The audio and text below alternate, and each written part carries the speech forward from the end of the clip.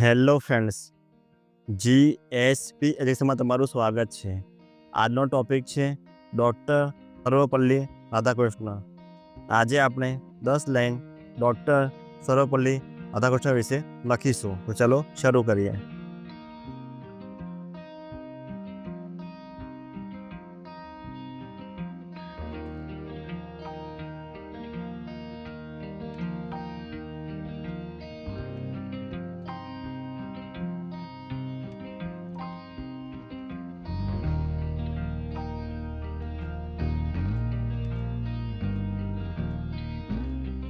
પહેલી line, doctor Sarvepalli Radhakrishna ભારતના પ્રથમ ઉપરાષ્ટ્રપતિ અને બીજા રાષ્ટ્રપતિ હતા.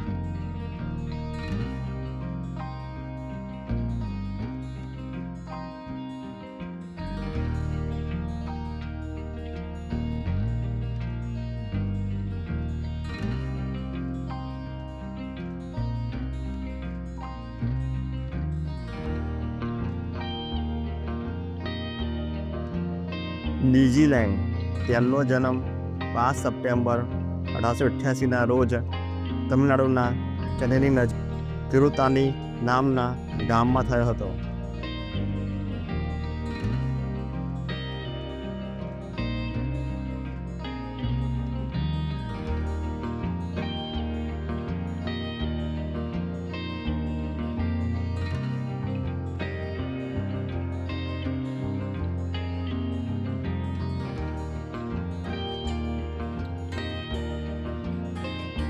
ત્રીજી લાઈન, તેમના પિતાનું નામ સર્વપલ્લી વીરાસ્વામી અને માતા સીતમ્મા હતા.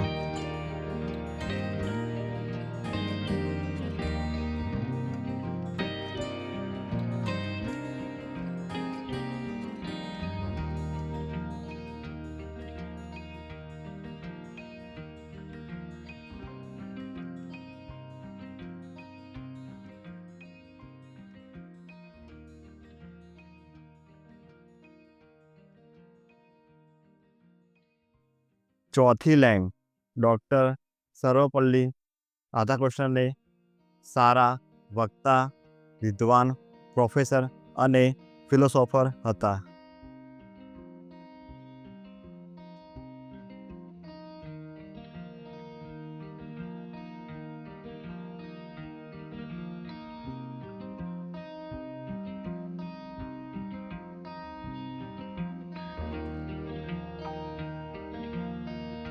પાંચમી લાઈન, તેમનું સૌથી પહેલું પુસ્તકનું નામ the philosophy of Rabindranath Tagore હતું.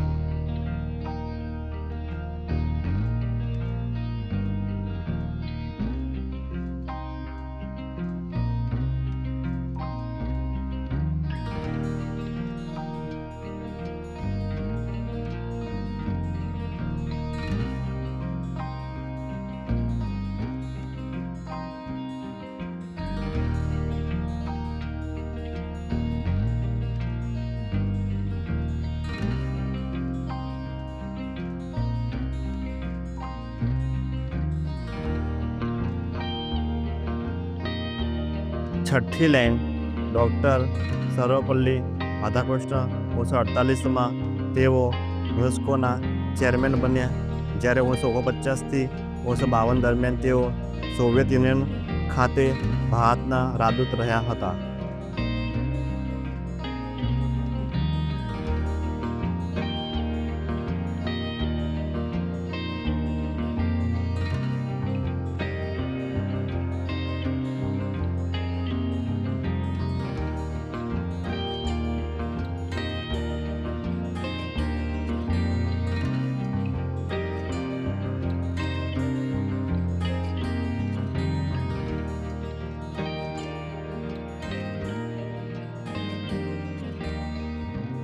સાતમી લાઈન, ડૉક્ટર સર્વપલ્લી રાધાકૃષ્ણ 1952માં દેશના ઉપરાષ્ટ્રપતિ બન્યા અને 1962માં દેશના રાષ્ટ્રપતિ બન્યા.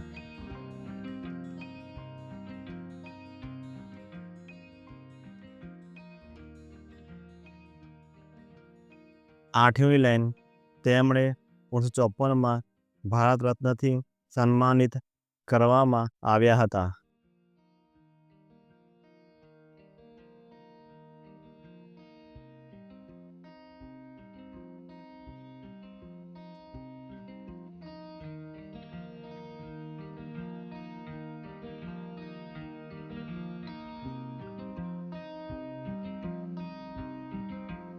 9મી લાઈન 1975 ઓક્સફર્ડ યુનિવર્સિટીએ તેમને ટેમ્પલેટન એવોર્ડથી નવાજ્યા હતા.